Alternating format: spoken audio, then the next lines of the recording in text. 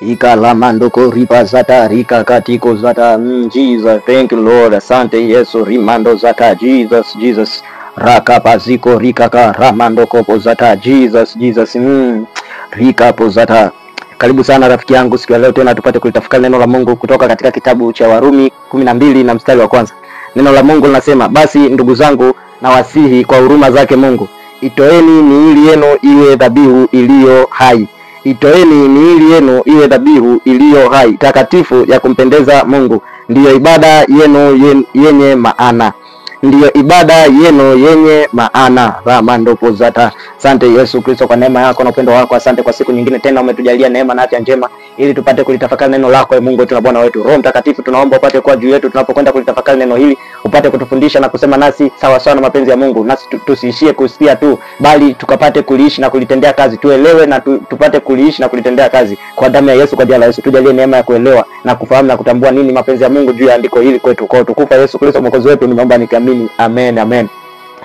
Rafiki yangu, neno la Mungu linatuambia hapa, basi ndugu zangu na wasihi kwa huruma zake Mungu, itoeni miili yenu iwe dhabihu iliyo hai, takatifu ya kumpendeza Mungu, ndiyo ibada yenu yenye maana. Rafiki yangu, tuko nyakati za mwisho, na katika kizazi hiki watu wengi sana tumekuwa tukizoelea kufanya vitu kwa mazoea. Tumekuwa tukizoelea kufanya vitu kwa kuangalia miemuko na namna na jinsi tunavyoshawishiwa na kuambiwa, lakini tunasahau kufanya sawa sawa na neno la Mungu. Tunasahau kutenda sawa sawa na neno la Mungu. Tunasahau kuishi sawa sawa na neno la Mungu, ambayo hali hiyo imepelekea fikra zetu, akili zetu na mawazo yetu vimepofushwa na shetani. Hata hatujui ni nyakati gani tulizonazo, hata hatujui ni nini kilichoko mbele yetu, hata hatutaki kuelewa wala kusikia. Rafiki yangu, tuko nyakati za mwisho. Yesu Kristo yupo karibu kurudi. Kuna vitu tunavifanya, ndio tunavitenda, ndio tunaona kabisa tuko sahihi kwamba tunamtumikia Mungu, tunafanya kwa ajili ya Mungu, lakini kiuhalisia kabisa Mungu akitutazama haoni utumishi wowote ndani yetu, haoni ile kumtumikia ndani yetu, haoni kitu chochote tunachokifanya kwa ajili yake. Kwa sababu wakati mwingine tumekuwa tukitoa fedha na mali, tumekuwa tukitoa vitu tulivyo navyo na muda wetu tukitoa kwa ajili ya Mungu, lakini hatujajitoa sisi kuwa dhabihu iliyo hai. Hatujajitoa sisi kuwa dhabihu iliyo hai. Kwa nini anasema hatujajitoa sisi kwa dhabihu iliyo hai? Kwa sababu tumekuwa tukifanya vitu kwa mihemko, tukifanya vitu kwa mazoea, tumekuwa tukifanya vitu kwa kuangalia watu wanasemaje, ulimwengu utanionaje, watu watanisikiaje, watu wakinisikia watafurahia au hawatafurahia. Yaani tunafanya vitu kwa kuangalia watu, tunafanya vitu ili tusifiwe. Wakati mwingine hata mtu anaenda kutoa sadaka, sio anatoa kwa sababu anampenda Mungu. Ile sadaka ya pesa au mali au vitu, hatoi kwa sababu eti anampenda Mungu. Anatoa ili Mungu amtendee kitu. Anafikiri kwamba kwa kufanya hivyo ndio atamgusa Mungu. Anatoa labda pesa zake ili Mungu amtendee kitu fulani. Labda mtu anaomba kazi, mtu anaomba mke, mtu anaomba mme, mtu anaomba kufanikiwa kwenye biashara, anaenda anatoa ili Mungu amfanikishe. Hatoi kama kwa sehemu ya kumpenda Mungu. Hiyo inaonyesha kwamba hatujajitoa sisi wenyewe kwanza. Ili uweze kuwa mtoaji mzuri, ili uweze kuwa mtu wa kutoa vizuri, uwe mtoaji mzuri, lazima uwe umejitoa wewe kwanza mwenyewe. Hakuna kitu cha thamani sana mbele za Mungu kama nafsi yako, roho yako na mwili wako. Wewe mwenyewe, mimi mwenyewe ndio kitu cha thamani sana mbele za Mungu. Ndio maana Biblia inatuambia, kwa huruma basi ndugu zangu na wasihi kwa huruma zake Mungu, itoeni miili yenu iwe dhabihu iliyo hai. Itoeni miili yenu iwe dhabihu iliyo hai. Watu tumesahau, tumekuwa watu wa kutoa pesa tu, watu wa kutoa mali, watu wa kutoa vitu, watu wa kutoa muda wetu. Tunasahau kuitoa miili yetu iwe dhabihu iliyo hai. Anaposema dhabihu iliyo hai, ni maana kwamba ni kitu kinaishi, kwamba wewe na Mungu, wewe na Yesu ni yani mmeambatana hivi. Biblia inasema, mkikaa ndani yangu nami ndani yenu, ombeni lolote kwa jina la Baba, nanyi kwa jina langu na Baba mbinguni atawapeni. Yani anataka tukae ndani yake, yani tukae. Kuitoa miili ni sisi kuwa ndani ya Kristo na Kristo kuwa ndani yetu. Yani sisi na Yesu, yani hakuna utofauti wa sisi na Yesu. Yani mtu akikutazama tu anamuona Yesu ndani yako. Hicho ndo Mungu anakitaka. Sio mtu akikutazama paka aje ajue una Yesu ndani yako, basi ameshakutafuta sana, ameshafikiria sana, yani inatakiwa mtu akikuona tu anamuona Yesu ndani yako. Ndivyo tunavyotakiwa kuishi, kwamba itoeni miili yenu. Tuitoe miili yetu, yani kabla hatujatoa vitu, kabla hatujatoa mali, kabla hatujatoa pesa, tutoe kwanza miili yetu. Sasa hivi watu wengi tumekuwa tukifanya hivyo, tukidhani kwamba kwa kufanya hivyo basi tayari tumeshamtolea Mungu, basi tayari tumemridhisha Mungu, basi tayari tunamtumikia Mungu, basi tayari tunamwabudu Mungu. Lakini kitu Mungu anachokitaka kwanza kutoka kwetu ni kuitoa miili yetu iwe dhabihu. Na ndio maana kuna mtu unakuta anatoa sadaka kweli, anaimba vizuri, ametoa mali zake nyingi, amehusika kujenga kanisa, kupeleka injili, lakini mtu huyo akipata shida, akiumwa, anaenda kwa mganga. Mtu huyo akipata shida, akitaka kitu fulani, anafanya uharibifu. yani ni mtukanaji, unakuta mtu huyo ni mtukanaji, ni mgomvi, ni mwizi, lakini anatoa kweli sadaka, anaimba vizuri, anahubiri vizuri, anaomba vizuri, lakini hajautoa mwili wake kuwa dhabihu mbele za Mungu, dhabihu iliyo hai. Sio dhabihu tu, dhabihu iliyo hai. Unaweza kujiona kwamba umejitoa dhabihu, lakini dhabihu yako sio hai, kwa maana kwamba wewe ni mfu mbele za Mungu. Kwa mambo ya kimungu wewe umekufa, dhabihu yako sio hai. Unatumika, unaimba, unaomba, unahubiri, lakini dhabihu yako sio hai, wewe ni mfu, unatumika ukiwa mfu, umekufa mbele za Mungu. Akikutazama hakuoni kwenye kitabu cha uzima, hanioni kwenye kitabu cha uzima kama sijajitoa mimi mwili wangu kuwa dhabihu iliyo hai.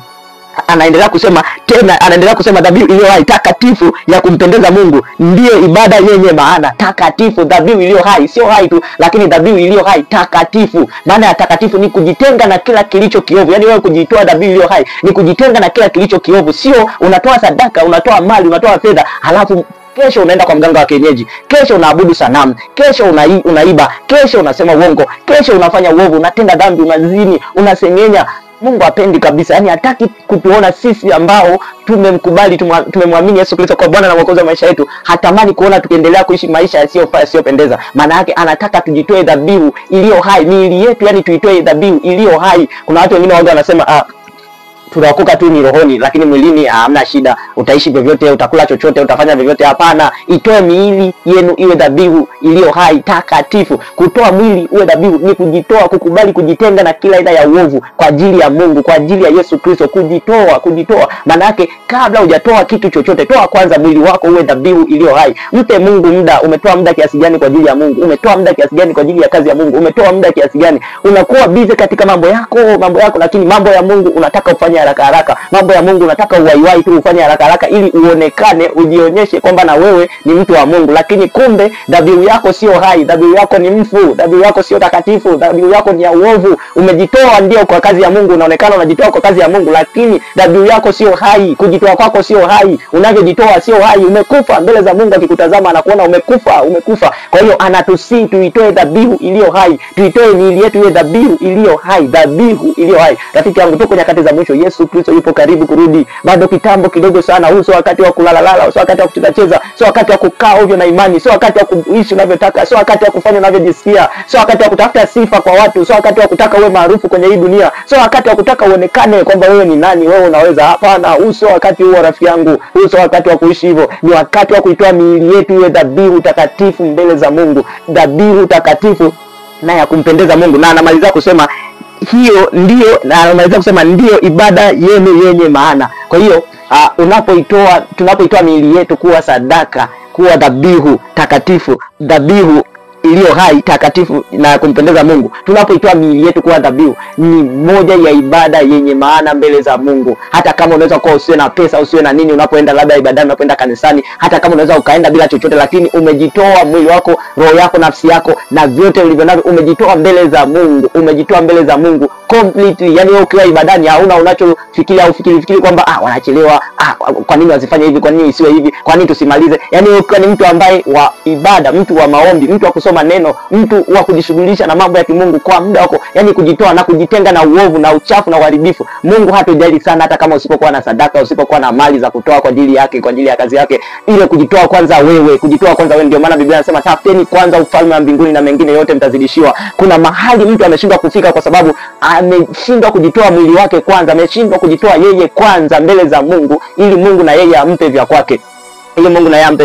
Rafiki yangu, ukiweza kujitoa mwili wako kwa dhabihu takatifu mbele za Mungu, hata hivyo unavyovitamani utavipata, hata hivyo unavyovitaka utavipata. Sio mpaka utoe eti ndio utapata, eti utoe pesa, utoe mali, utoe nini ndio utapata. Hapana, wewe ukimpokea Yesu Kristo kwa Bwana na Mwokozi wa maisha yako, tayari wewe umebarikiwa, tayari wewe una vitu vyote. Ni wakati tu wa Bwana ukifika anakupatia. Kila wakati wa Bwana ukifika anakupatia kile unachokihitaji kwa wakati wake. Cha kwanza anachotaka mwili wako wewe, mwili wangu mimi, ni utoe dhabihu iliyo takatifu na kamili, dhabihu iliyo takatifu, dhabihu iliyo hai na takatifu yenye kumpendeza Mungu. Ni utoe mwili wangu uwe dhabihu iliyo hai mbele za Mungu na mtakatifu. So hai tu na takatifu, anataka dhabihu iliyo hai na takatifu mbele za Mungu, kwa sababu anajua kabisa kwa kujitoa kwetu mbele zake, kwa kujitenga na uovu na uharibifu na uchafu wa kila namna, ndiko kutakako mfurahisha, ndiko kutakako muonyesha anao watu duniani. Biblia inasema watakatifu walioko duniani ndio ninaopendezwa nao. Mungu anapendezwa na watakatifu walioko duniani. Watakatifu hao ni watu wa namna gani? Sio watu wanaotoa sana pesa kanisani, sio watu wanaosaidia sana watu, sio watu wanaohubiri sana, sio watu wanaoomba sana, sio watu wanaoimba sana.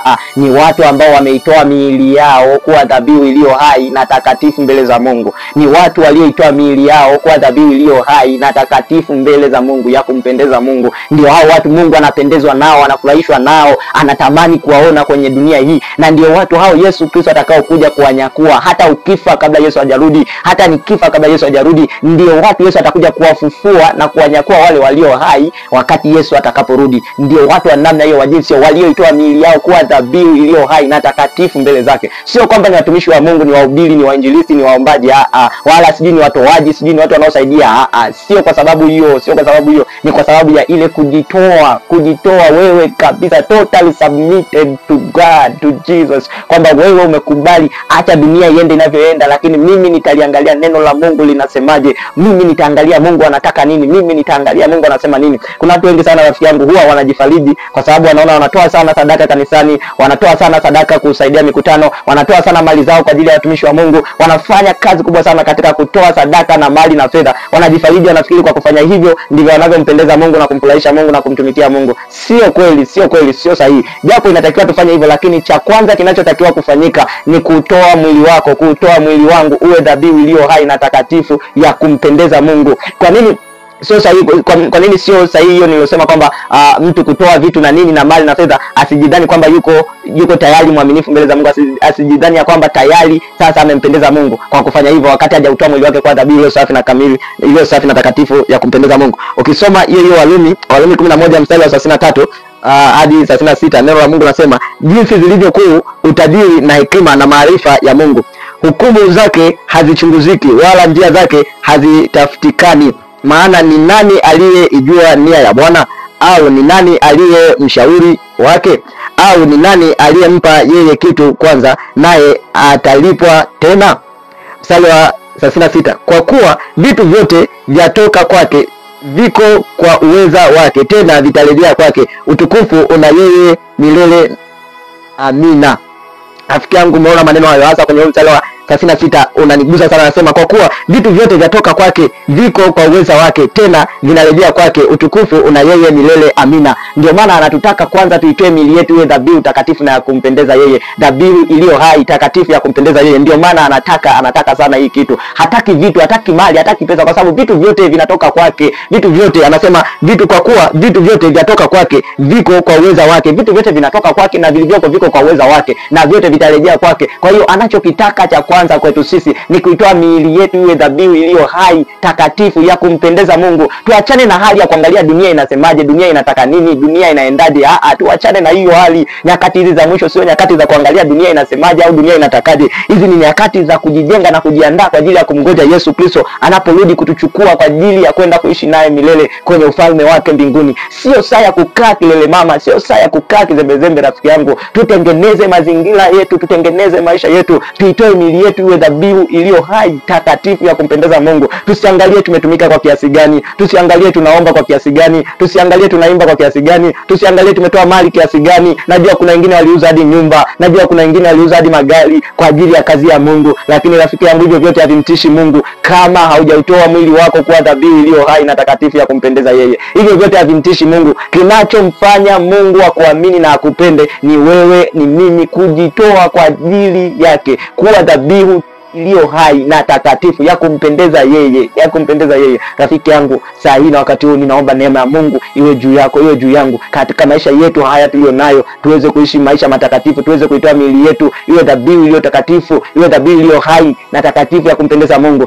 Ili tuweze kuishi maisha namna hiyo, tunamhitaji Roho Mtakatifu, ili Roho Mtakatifu aweze kukaa ndani yetu, atufundishe namna ya kuitoa miili yetu kuwa dhabihu iliyo hai na takatifu mbele za Mungu. Na ili tuweze kumpata Roho Mtakatifu, tunamhitaji Yesu Kristo. Yesu Kristo tunampataje? Tunampata Yesu Kristo kwa kumwamini kuwa ni Bwana na Mwokozi wa maisha yetu. Kwa hiyo rafiki yangu, kama kuna mtu ambaye hajampokea Yesu Kristo kwa Bwana na Mwokozi wa maisha yake, saa hii nitaenda kuomba pamoja naye ili apate kumpokea Yesu Kristo kwa Bwana na Mwokozi wa maisha yake. Na ikiwa kuna mtu aliokoka karudi nyuma, ni saa yako, neema bado ipo. Unayo nafasi ya kumrudia Yesu Kristo. Wote nitaomba tuombe pamoja maombi haya ili neema ya Mungu ipate kushuka ndani yetu, Roho Mtakatifu apate kuingia ndani yetu kwa nguvu, kwa upya, ili atufundishe namna kuitoa miili yetu kwa dhabihu iliyo takatifu na kamili mbele za Mungu, na ili tuweze kumpendeza Mungu wetu. Nifuatishe maombi haya wewe unayemhitaji Yesu Kristo. Omba nami. Bwana Yesu, ninakuja mbele zako. Nimetambua ya kuwa mimi ni mwenye dhambi. Ninaomba Yesu unirehemu. ninaomba Yesu unisamehe dhambi zangu zote. Yesu, ninakuomba ufute jina langu kwenye kitabu cha hukumu na uliandike jina langu kwenye kitabu cha uzima. Kuanzia leo ninakubali wewe Yesu kuwa wewe ni Bwana na Mwokozi wa maisha yangu. Asante Yesu kwa kuniokoa. Asante Yesu kwa kunisamehe. Asante Yesu kwa kuniponya. Amen, amen. Barikiwe sana rafiki yangu wewe nifatisha maombi haya. Amini ya kuwa umeokoka na Yesu Kristo ni Bwana na Mwokozi wa maisha yako. Usirudi nyuma, endelea mbele. Usirudi nyuma, endelea mbele. Bado kitambo kidogo Yesu Kristo anarudi. Endelea mbele, usirudi nyuma. Mungu wangu na Bwana wangu Yesu Kristo wa Nazareti, tunaomba neema yako itakayotuwezesha kuishi maisha matakatifu na ya kupendeza. Tujalie neema ya Bwana ya kuitoa miili yetu kuwa dhabihu iliyo hai na takatifu na ya kukupendeza wewe Mungu siku zote za maisha yetu. Katika jina la Yesu, kwa damu ya Yesu. Katika jina la Yesu, kwa damu ya Yesu. Asante Mungu wetu na Bwana wetu kwa neema yako na upendo wako iliyoko juu yetu. Sifa na utukufu tunakurudishia Mungu kwa maana unastahili sasa na hata milele. Amen.